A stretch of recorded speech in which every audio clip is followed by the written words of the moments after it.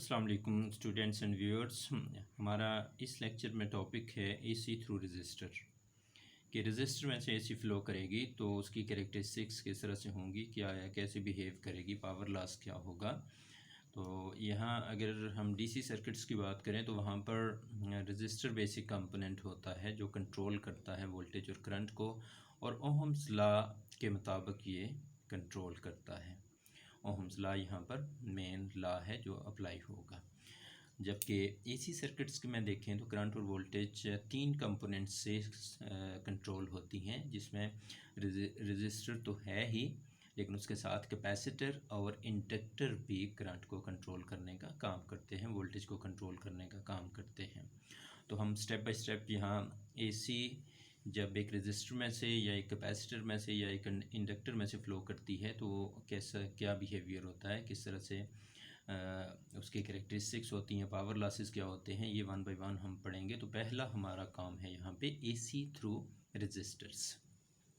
इसके लिए हमने एक रजिस्टर लेना है जो एक एसी सोर्स के साथ कनेक्टेड है। तो हमें पता है कि एट एनी इंस्टेंट ये जो एसी सोर्स है ये वोल्टेज V देगा इसको at any instant V, which is given by V is equal to V not sine of omega t. हमें पता है कि साइनोसाइडल वोल्टेज जो एसी वोल्टेज होती है वो इस फार्मूला से गिवन होती है, जहाँ पर V इंस्टेंटेनियस वोल्टेज है, V not peak value of voltage है, और साइन ओमेगा टी उसका फंक्शन है जिस पर वो डिपेंड कर रही है, जिसके मुताबिक उसने चेंज होना, इंस्टेंटेनियस वैल्यू का मैग्नीट्यूड चेंज होगा और डायरेक्शन चेंज होगी। As a result of this voltage एक करंट फ़्लो करती है इस वोल्टेज की वजह से, और वो करंट ओहम्स लॉ से गिवन होती है। V बाई आर लिखें, I इज़ इक्वल टू, तो V not sine of omega t by R हो जाएगा, और यहाँ पर V नॉट यानी मैक्सिमम या peak value of voltage divided by R, this will give the maximum current या पीक करंट। तो इस तरह से फिर इस इक्वेशन को लिखा जा सकता है, V नॉट बाई आर की जगह I नॉट लिख दें और साइन ओमेगा टी साथ आ जाएगा, तो I will be equal to I not sine omega t. हमारे पास करंट आ जाएगी जो इस रजिस्टर में से फ़्लो कर रही होगी as a result of voltage V। तो यहाँ इन दोनों इक्वेशंस को देखें, वोल्टेज की और करंट की, तो ये दोनों वोल्टेज भी instantaneous value of voltage and instantaneous current, ये दोनों साइन थीटा के या साइन ओमेगा टी के फंक्शंस हैं, यानी टाइम के साथ वेरिंग हैं या एंगल के साथ वेरिंग हैं, और दोनों साइन डिपेंडेंट हैं। इसलिए हम कहते हैं कि they are functions of sine omega t. और इस तरह से इन दोनों का बिहेवियर जो होगा, जो फेज़ रिलेशनशिप होगा, वो बिल्कुल सेम होगा। They will be in phase, कि ये भी साइन ओमेगा टी का फंक्शन, ये भी साइन ओमेगा टी का फंक्शन। इसका मतलब है टाइमिंग के साथ जो इनकी वैल्यूज़ वेरी करेंगी वो बिल्कुल सेम करेंगी। जब वोल्टेज ज़ीरो होगी, करंट ज़ीरो होगी, वोल्टेज मैक्सिमम होगी, ये भी मैक्सिमम होगी। तो इसी तरह से पूरे साइकिल में जिस तरह से वो बिहेव करेंगी सेम तरीके से बिहेव करेंगी।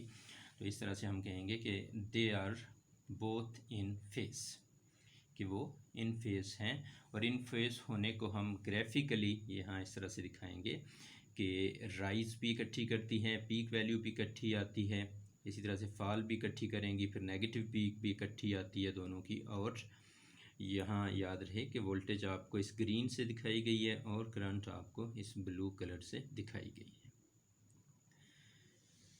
तो RMS वैल्यूज़ के केस में उसी चीज़ को देख लें। तो चूँकि V is equal to I cross R होता है, और अगर V इसको लिख लें हम RMS वैल्यूज़ के केस में V not by √2 I not by √2, तो ये फिर हो जाएंगे V RMS is equal to I RMS into R। In phase होने को हम फेज़र डायग्राम से भी दिखा सकते हैं, और फेज़र डायग्राम से दिखाएं तो वोल्टेज और करंट चूँकि इन फेज़ हैं, लिहाजा इनके जो भी वेक्टर बनाएंगे, V का वेक्टर और I का वेक्टर, ये एक ही लाइन में दिखाएंगे, पैरेलल दिखाएंगे इन्हें, क्योंकि इन फेज़ हैं। इन फेज़ होने का मतलब यही होता है कि एंगल सेम है इन दोनों का, और वो एक ही लाइन पर दिखाएंगे, या इस तरह से दिखा दें या इस तरह से दिखा दें।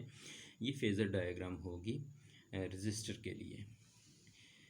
इसी तरह से हमें देखना है कि जब एक रजिस्टर लगाया जाता है सर्किट में तो वो रेजिस्टेंस ऑफर करता है, और रेजिस्टेंस को डिफ़ाइन हमने पहले भी किया हुआ है कि it is the measure of opposition to the flow of AC due to resistance. तो रेजिस्टेंस की वजह से जो अपोजिशन मिलती है उसे हम रजिस्टर की वजह से मिलने वाली अपोजिशन को रेजिस्टेंस कहते हैं। तो अब देखते हैं कि इस रेजिस्टेंस की वजह से जो पावर कंज्यूम होगी, जो सोर्स की पावर लॉस होगी, वो किसके बराबर आती है। तो average power loss in resistance is the average power dissipated in resistor R over a complete cycle, कि एसी का एक साइकिल जो कंप्लीट होता है इसके दौरान कितनी पावर लॉस होगी। तो इसको यहाँ हम ज़्यादा बेटर वे से देखेंगे कि एवरेज पावर लॉस को हम P = VI एवरेज लिख सकते हैं, और यहाँ V की वैल्यू लिखें तो VM sin of omega T होगा, और I की वैल्यू लिखें तो IM sin of omega T हो जाएगा। तो यहाँ पर sin ओमेगा टी तो एवरेज में आ जाएगा। VM और IM जो कि कॉन्स्टेंट्स हैं इसलिए इन्हें बाहर निकाल लेंगे, पीक वैल्यूज़ हैं, और इसलिए इनको एवरेज में लिखना ज़रूरी नहीं है।